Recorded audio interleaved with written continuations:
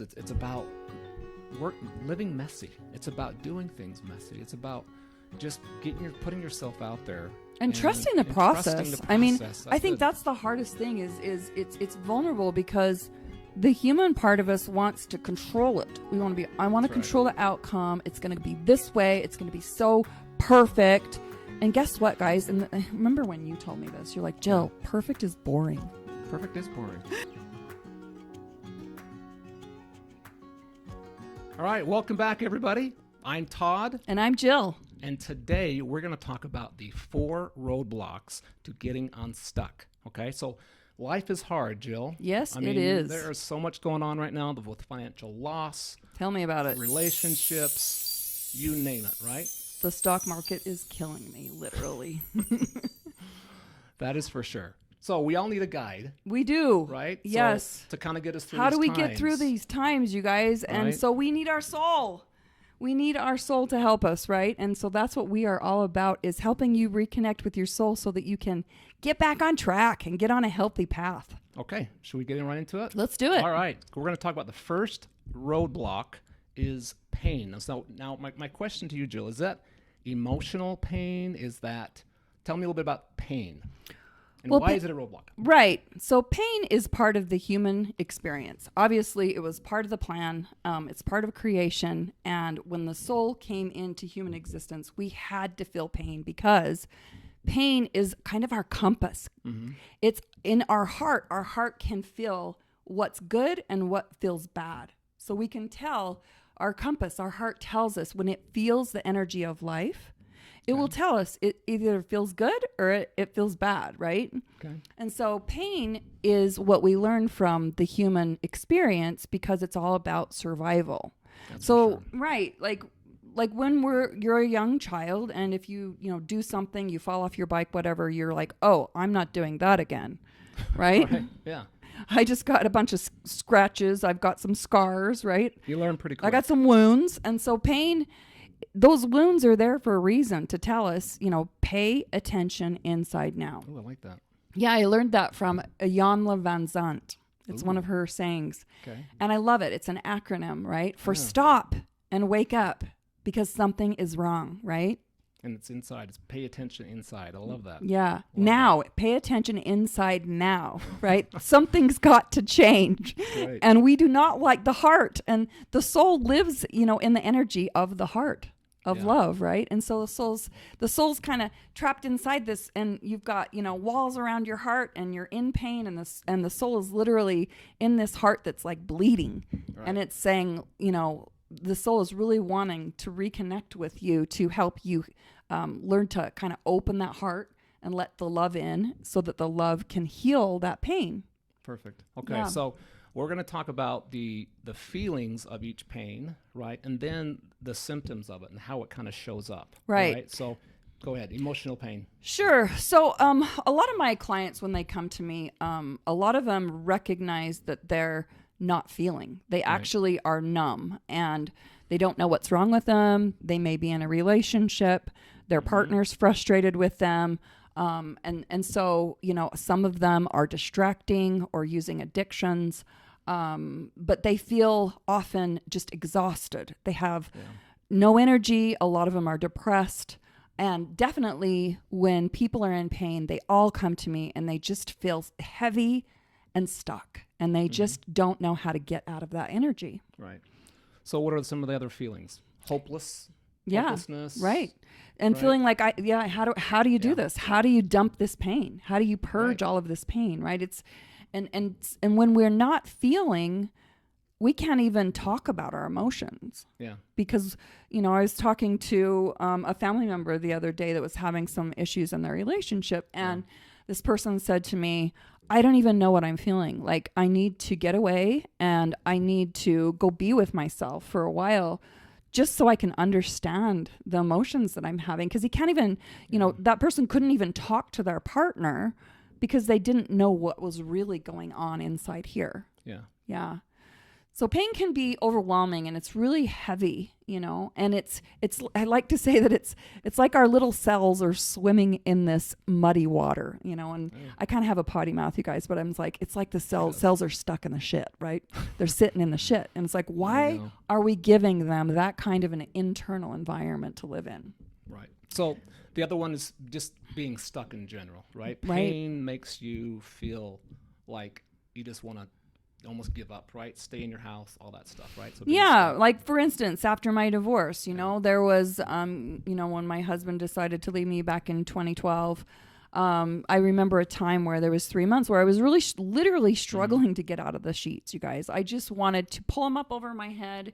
And, you know, my mom had given all of her children one of these silky blankets. You know, my silky blanket, silkies. my purple blankie. Love the silkies, yeah. So, and I just wanted to hide in it, literally hide in it and not get out. And it was because that was my comfort. It was like my mom has passed. And so I just wanted to put her love around me and I just wanted to be in my blankie, you know?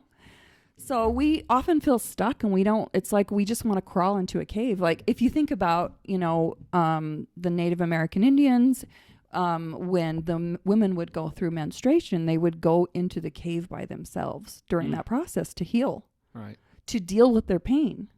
You know, they would be alone. Often pain makes us want to contract and pull within, right? Yeah, right. Because there's stuff we need to look at. There's stuff we need to heal inside. Okay, so let's talk about some of the symptoms. Okay. So addiction is one of Yeah, them, so as I was saying, you know, a lot of people are like, why do I have to talk about the pain? Like, I'm so sick of talking about the pain. I don't want to relive it. I don't want to feel it. But the issue is that we are sentient beings. And if we're not feeling the energy of life. What's sentient for sentient. Other people? Sentient You have beings. 5 senses. It's how you sense the world and bring the energy of the world into your internal environment. Yes, we're sentient beings. Perfect. So sight, sound, taste, touch, smell. Those are all the ways that we can bring life in so that we can feel those energies. And then the heart will tell us, hey, this is either a good thing or a bad thing, right? Got it. All right. So, so just to recap, we have to feel if we want to heal the bad stuff. Okay. And so the problem is that when we feel pain as human beings, we just want to survive. And if we don't want to feel, then we build these walls and boundaries, you know, and walls around our heart of protection. And we basically are not feeling.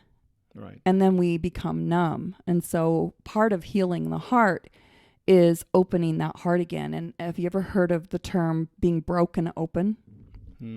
Broken, yes. Open, broken, open. No, not the actual term. Well, I had a client the other day that said, after a session with me, she said, you literally broke me open. And I'm like, I didn't know if that was a good thing or bad thing. And she said, it was so good. It was so good because once the heart then opens, then the love of our spirit, our soul, can come in and heal us. But we have to feel those energies that feel good in order to trust the process of opening again.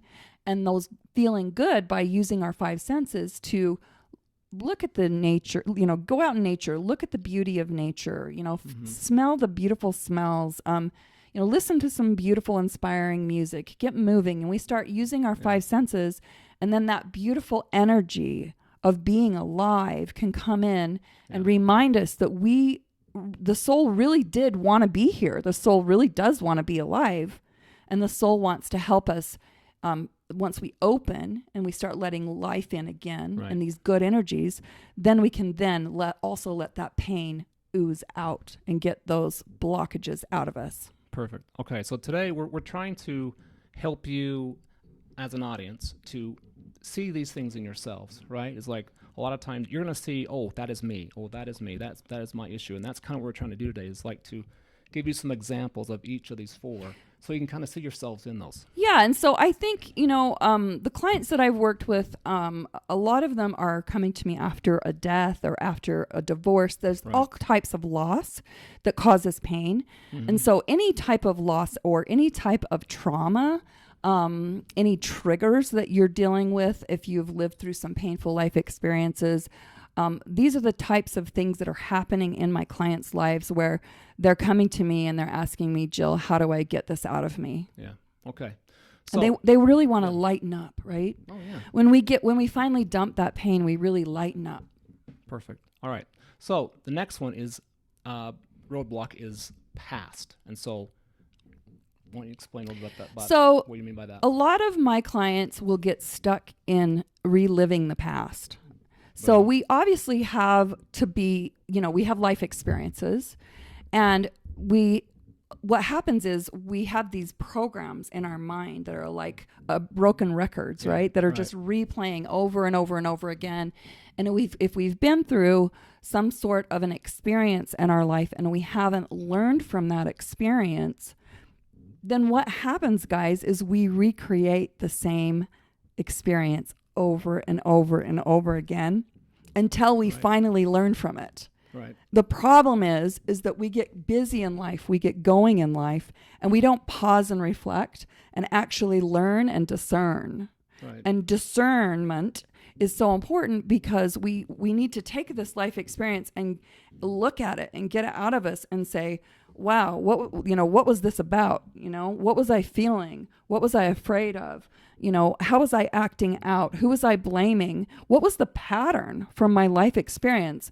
What was the program, the unhealthy belief program that I keep replaying in my mind that I need to maybe get that old program out and put a healthy program, reprogram my mind with a healthy program, right? Okay. So there's someone who I think is like living in the past, who's again, it's that rear view mirror, right? It's like they want the life that they had, that they loved, right? And they lost it. Or like myself, there was something like when I got divorced, I was very, very happy to move on. So it was easy for me to look forward. But a lot of people will kind of like when you're going on the river, it's hard to go back up the river because the river is taking you into the future, right? Well, I think that when people come to me when they're stuck in the past and they're stuck reliving the past, it's because they're not aware of what they're bringing into the present moment and recreating the past. That's right. And so I find that the feelings that my clients have are they'll feel very lost. Yeah. They'll feel very confused.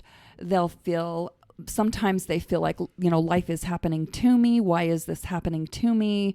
It can be considered, they haven't learned how to take control of being, get themselves out of the victim and be their own hero. They might not know exactly what they want out of life. Yeah. They might not know what their purpose is. So they feel like life is, lacking meaning.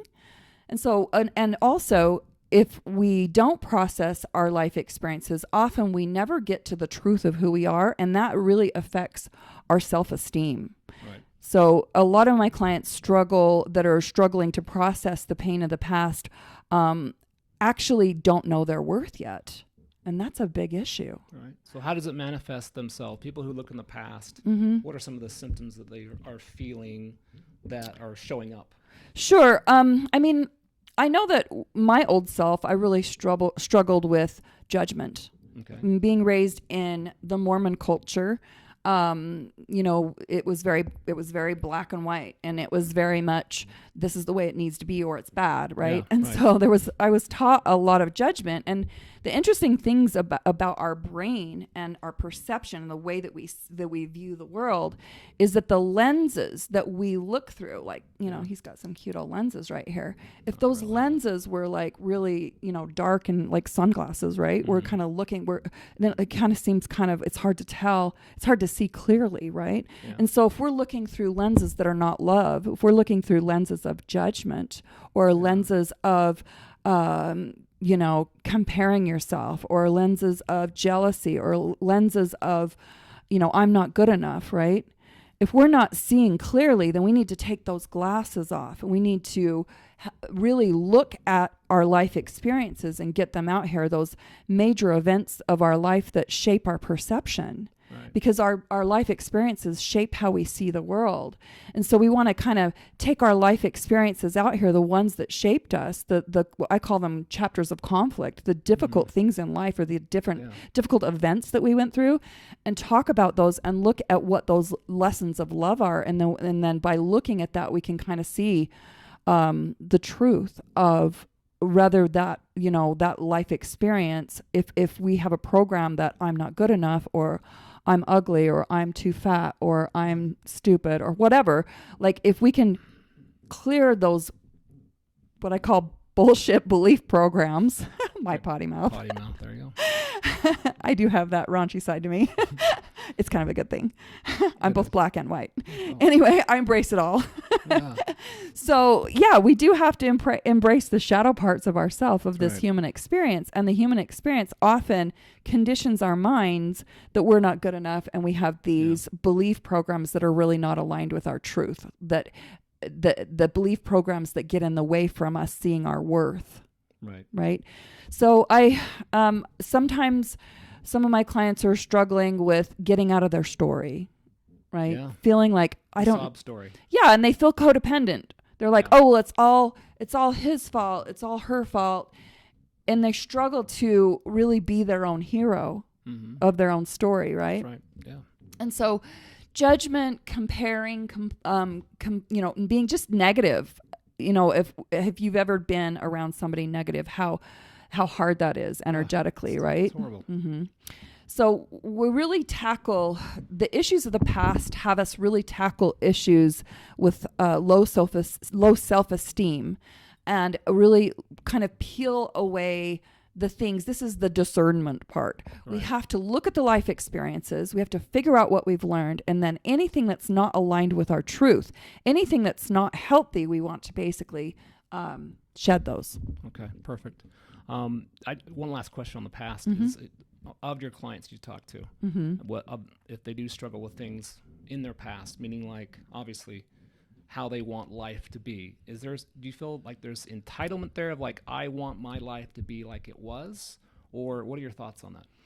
Well, I mean, the past, we can have a hurtful past, and we can also have a really beautiful past, and something maybe tragically happened, and we went through loss and maybe a death or divorce, and then we end up rechasing that past and not being present in the moment, right? Right. And so in general, we always need to bring ourselves out of the past and back into the present moment, right?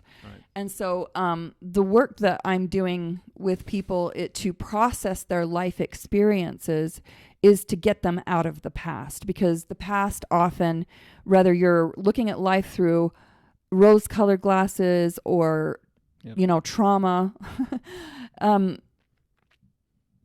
we have to figure out what is actually helping you and what's harming you, and we have to get rid of what's harming you. Okay, perfect. All right, the next one is perfection.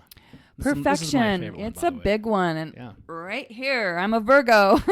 How many other Virgos are out there? I feel for you guys. So perfectionism. Okay. So perfectionism is a major roadblock because it's actually an ego problem, believe it or not. Can you believe that? Oh, I can see that. Well, and I'm going to explain to you how it's an ego problem. So ego stands for edging God out, right? So whether you believe in a higher power, your soul, I don't care what you call it, but you're edging that spiritual being part of you out, which means that you're cutting half of you away and you're not coming from a place of wholeness, right? People that have issues with perfectionism, the reason why they have issues with perfectionism is because they're so focused on that they're not perfect. Right. So they're not focusing on that they're a perfect spiritual being. They're focusing on the fact that they're an imperfect human being. Right. So coming back into balance and wholeness is bringing us back into remembering through the ascension process that, and that's through reconnecting with our soul.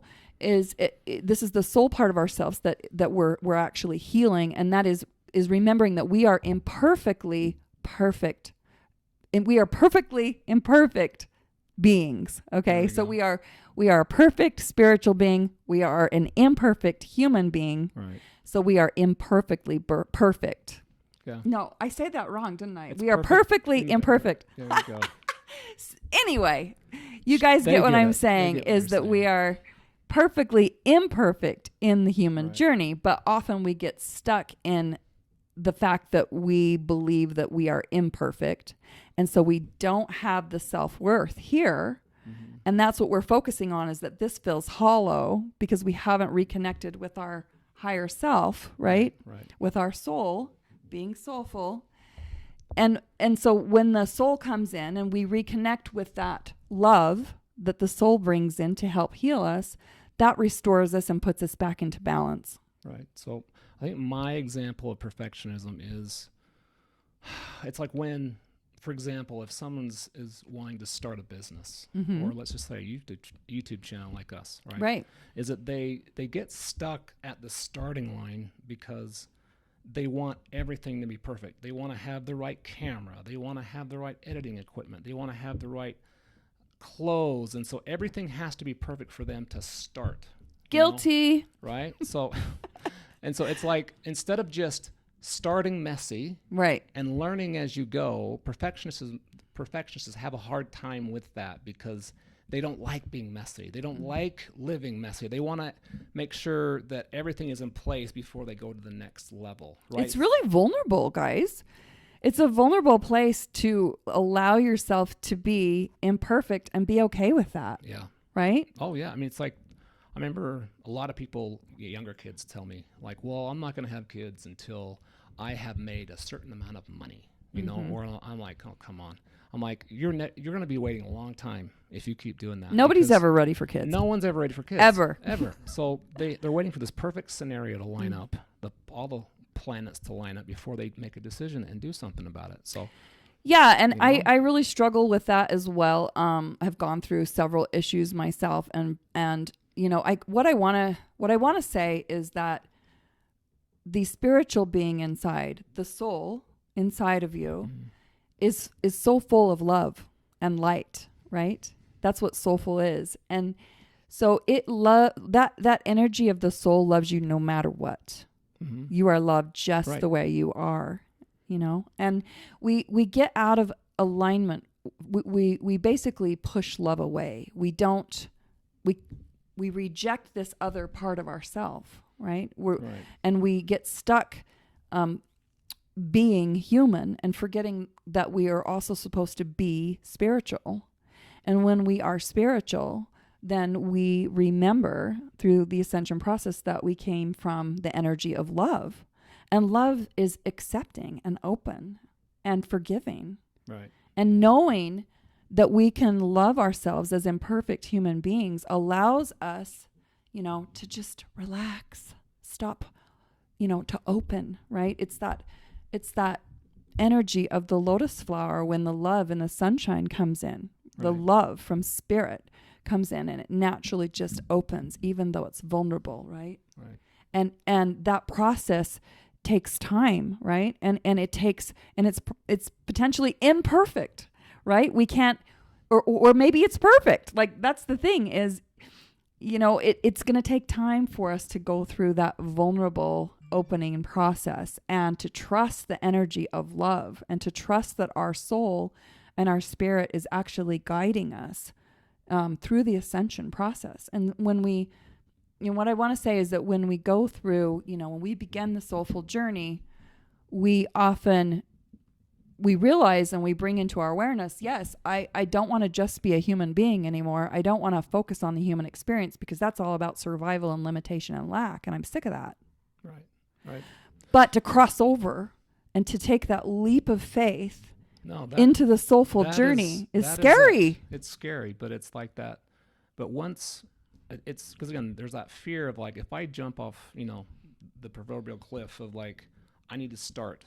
It's like people have this fear of like, of things that are not going to happen. What was your fear acronym? It's like fear against Feeding energy against reality. A lot of times those fears that we have never really show up, right? It's because they're in our head. It's what our mind does to us. Is it gives us those things that, oh, if you do this, everyone's gonna laugh at you. Everyone's gonna be, this YouTube channel it's gonna be horrible, and you're gonna get all these comments to say, what are you guys trying to do? Yeah, and how do you launch in the perfect way, right? Yeah, I mean that's so, it's about living messy. It's about doing things messy. It's about just putting yourself out there and trusting the process. I mean, I think that's the hardest thing is it's vulnerable because the human part of us wants to control it. I want to control the outcome. It's going to be this way. It's going to be so perfect. And guess what, guys? And remember when you told me this, you're like, Jill, perfect is boring. Perfect is boring. I'm like, I just wasn't sure I was willing to be vulnerable and come out here and be an imperfect being for you guys.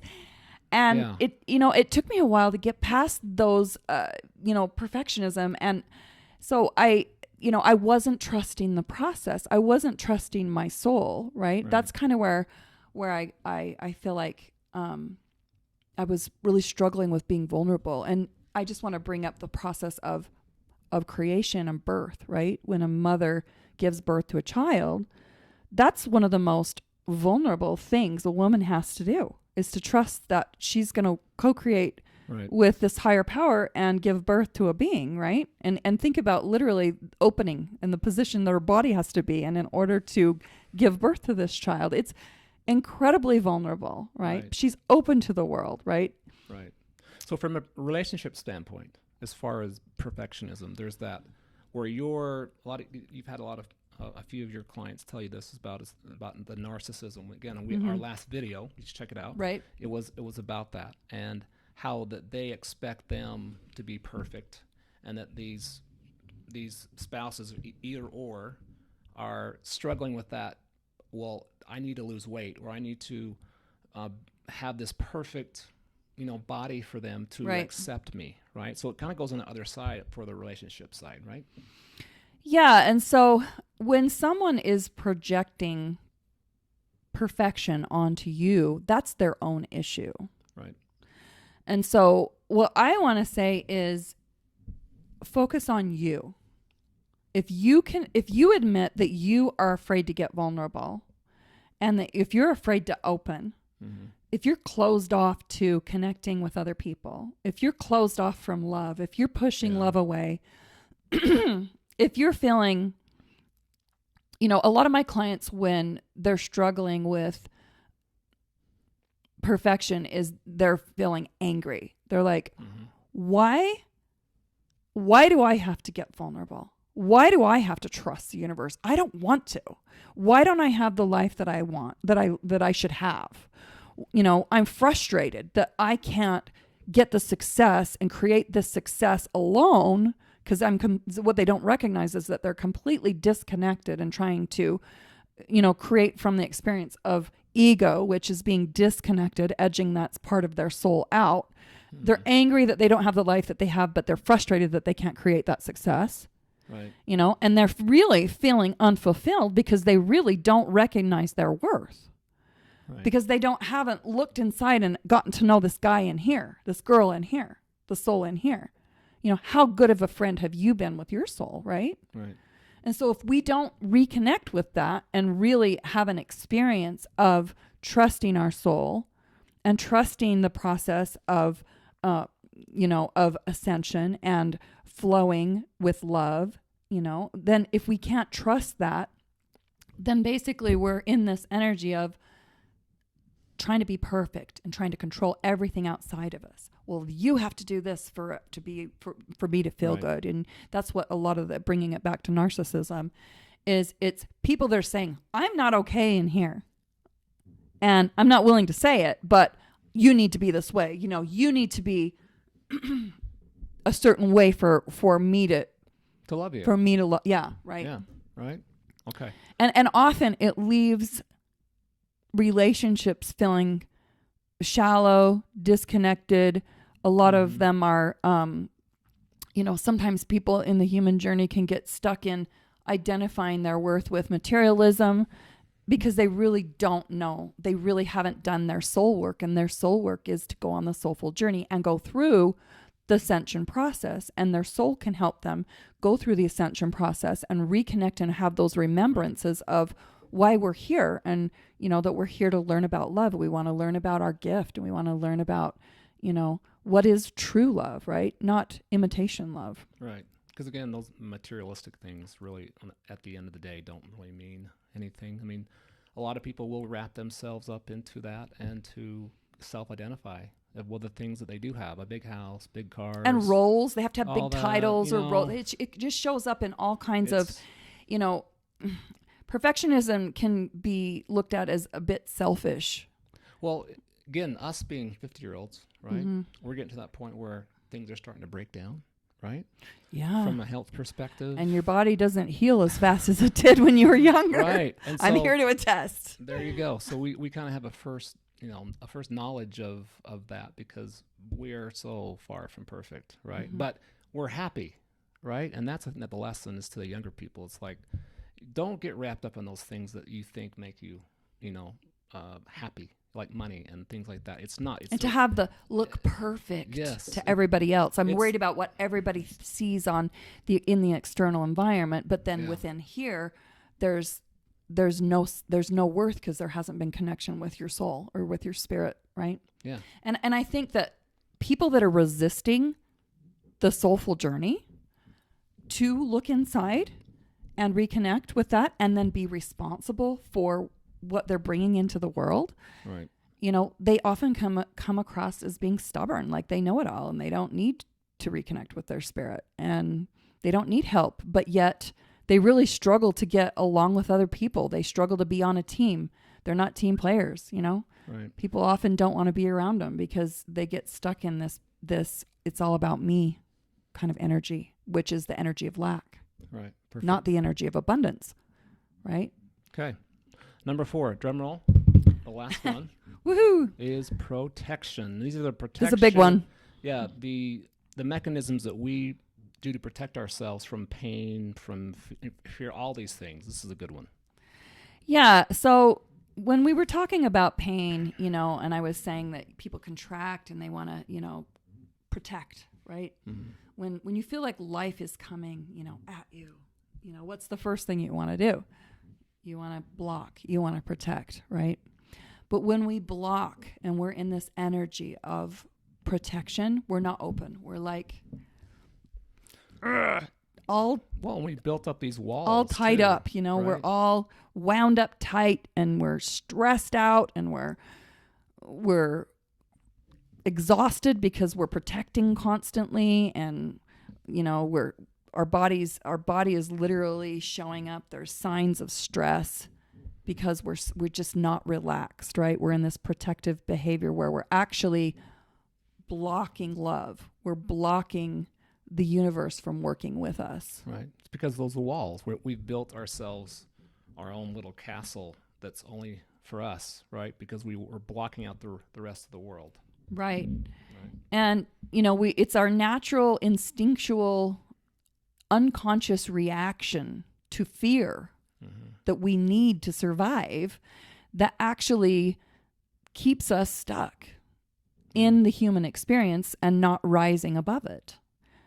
Right. So what's a good example of, I know that a lot of people who protect is because they're looking for that security that maybe they never had as a child, or maybe they had a great job or they had a great life before, and so they want that back, and so they're kind of insecure. Yeah. Right? Yeah. So protection really comes from acting out of lack, and that's insecurity. So if I'm empty in here and the energy that I hold as a creative vessel is empty, then guess what? I'm negatively charged, which means that I'm going to repel, not attract. I'm going to be pushing love away. I'm going to be pushing opportunities away. I'm going to be pushing other people's help away. I'm not going to be willing to collaborate, right? Often when we're in that protective behavior, we're so afraid to act, to take any type of action. We're like literally like a deer frozen in the headlights. We're frozen. And we just, like, I was talking to a gal the other day, and she's just like, I have no idea. I just afraid to do anything. Yeah. You know, she's in this really weird space where she realizes she wants to get out of her marriage, and she's got a lot of fears because her husband, you know, he's a very powerful, intelligent person. And anyway, she's, you know, needing a coach to help strategize, you know, to get her out of that energy of lack and help her get out of this protective behavior, and really so that we can start taking some, you know, constructive action that will actually help her create a better life. Right. So what are some of the symptoms that show up as someone who puts up those protection mechanisms? So as I was saying, when the body is just holding on like this energy of lack and not knowing your worth, and, you know, being protective and defensive, and, you know what, again, one of the first signs is just being unhealthy, having an unhealthy body, because your body can only hold this sickness that's not truth for so long before it's going to start, you know, giving you symptoms that you're not healthy. That's a sign that, you know, you're not embodying the energy of love. You're not open, you know, you're and so having a chaotic life, wanting to control others, being demanding, being manipulative, being reactive to fear. People will say, you know, I remember when I was going through my divorce, my ex used to say, "You're so irrational," you know. So, you know, reactive is an issue because it takes you, you know, you recreate the past, right? You're reacting to fear, which keeps you on the lower journey of the human journey. That's the lower vibrations. It doesn't help you rise above the human journey into the soulful journey. So, so I think this, like, one is kind of people who are in this situations. They're like saying to themselves, "Why is my life such a struggle? Why can't I find success in either business or relationships?" And it's like, well, when you build a wall around and you don't let anybody in, you're not, because again, connection is meeting with people is what makes a good life, right? Is because you have to deal with other people. You have to connect with other people to find love, and that's why I think a lot of people who do this, they self-sabotage it because they're so afraid, right? That they're protecting. Well, I don't want they want to get hurt again. I don't want that to happen again, or that bad thing. So I'm going to end this relationship right now because I want to be the one who says goodbye, because I don't want that pain of them saying goodbye to me. Yeah, and what I want to say is that whole thing about self-sabotage is you wanting to tell life to be on your terms. It's like, okay, I will do life if it's on my terms. Right. But as long as you try to control life and you try to control others, and you're like, well, I don't feel safe, so, you know, and you're trying to manipulate others to do things, like, if you find yourself in that type of behavior where you're controlling and trying to create from a place of protection, you know, then it's like you're not open and creating from a place of co-creation. Co-creation means you're willing to connect with others, means you're willing to say yes to life, that you're willing to say, yes, I will work with the universe. Yes, I will have these life experiences, even though they might not be experiences that I necessarily want. Maybe they're good for me. Maybe this is happening for me, not to me. Right? So, you know, we want to get out of this protective behavior and start working with the universe instead of against the universe. And that's really learning the energy of attraction, because if we are a vessel and we're negatively charged, we're going to be repelling the universe. Where if we're positively charged and we hold the energy of positivity, of love and abundance, then that's when we're aligned with attraction. And that's how we can really look at our energy that we embody and how we are putting energy out into the world and what our energy is creating out in the world. So we need to take a sledgehammer to this wall that we have put up, right? Great. Yeah. So any last comments for our group out there, for our fans and anybody else? Well, to reiterate, we're all living in really hard times, and there's this old world and this old way of being, and the human part of us has really been in control of, and we've been programmed with these human beliefs, and we've, that are not necessarily aligned with our spiritual truth and our worth. And so, we're really needing this guide to help us through this soulful journey, Yep. right?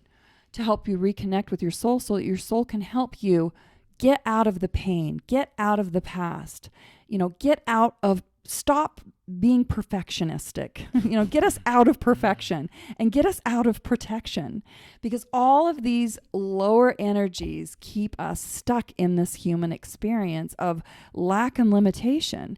And so to really rise above that, we need to be on this journey where our soul can teach us about love and can take us through the process of the soulful journey of healing our heart and clearing our mind and, cleansing our soul and, healing our bodies, right? And so when we begin this journey with our soul, that's what Todd and I are here, is to help you through the process to reconnect with your guide so that you can then live your passion, know your purpose, fulfill your potential, and embrace the power, the powerful spiritual being that you are. Right. So go out there and start a YouTube channel, right? Do something, get out of that protectionism, get out of that just start, live messy. That's my message. The right time to act is when you decide that you're going to be a soulful creator. It's when you decide. That's right. Perfect. All right, guys. All right. Well, thank you for joining us, and we will see you on the next video.